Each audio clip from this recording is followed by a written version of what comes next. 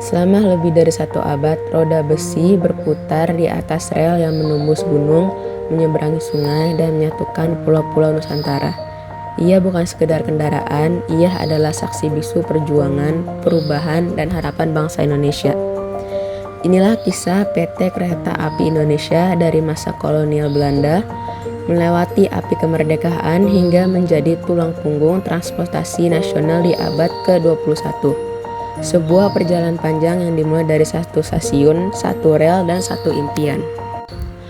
Pada tahun 1864, di bawah teriknya matahari Semarang, ribuan pekerja pribumi memancangkan tiang rel di Tanah Merah. Pemerintah kolonial Belanda melalui Nederland Indisch Spoorwegmaatschappij atau NIS meletakkan batu bara pertama perkereta-apian Nusantara. Pada tanggal 17 Juni 1864, jalur kereta pertama sepanjang 26 km antar Semarang dan Tanggung resmi dibuka.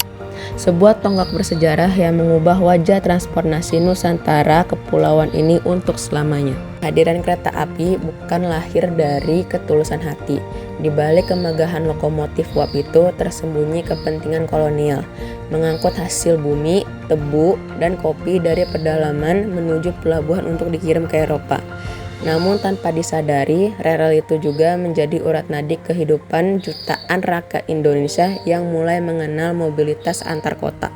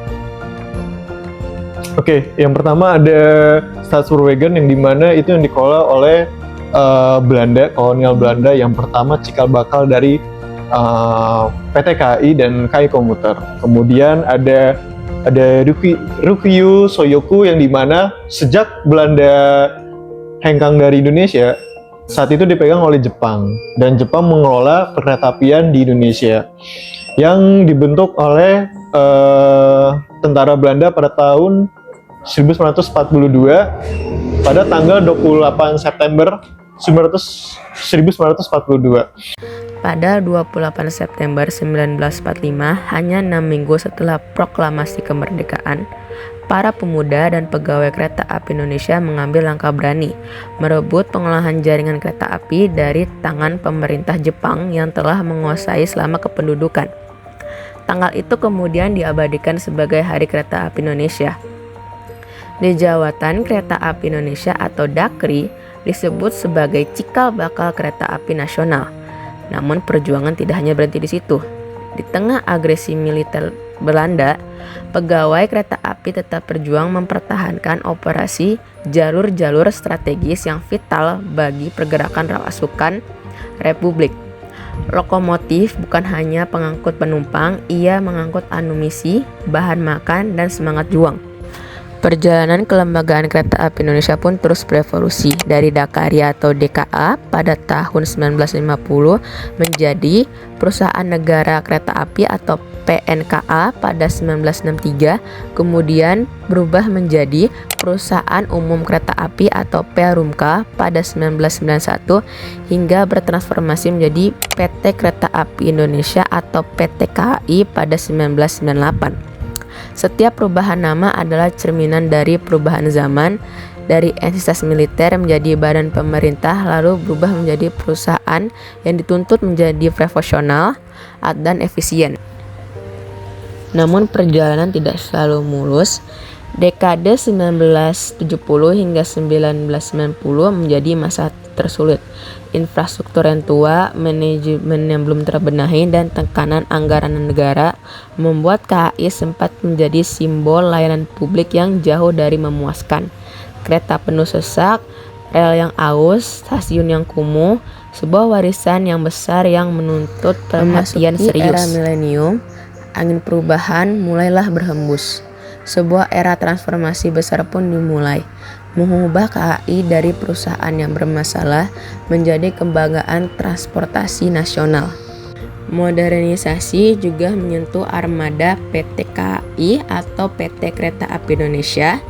Kereta ekonomi yang dulu identik dengan kepadatan dan keterbatasan fasilitas, kini dilengkapi dengan pendingin udara, kursi yang lebih nyaman, serta standar pelayanan yang semakin baik.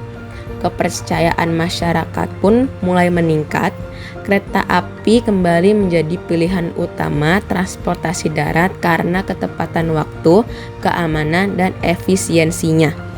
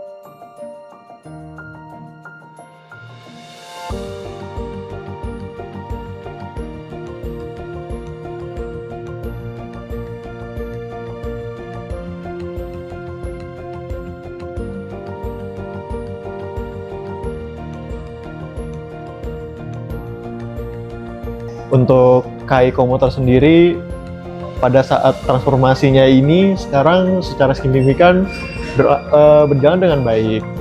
Di antaranya baik prasarana maupun sarana. Prasarana ini kita melakukan upaya untuk pelayanan yang terbaik. Misalnya kita sudah melakukan pengembangan beberapa stasiun yang ada di Jabodetabek.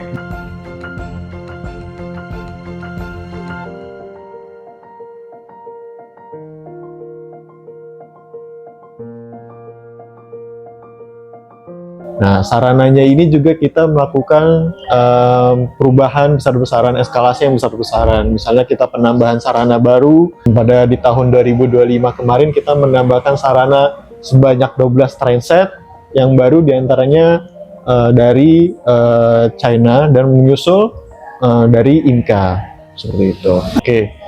Tentunya ini berkaitan dengan teknologi dan beberapa penunjang fasilitas terhadap pelayanan pengguna. Misalnya kalau kita secara lihat saat ini KAI Komuter juga melakukan tiketing yang berbasis dengan kartu KMT, kartu multi trip.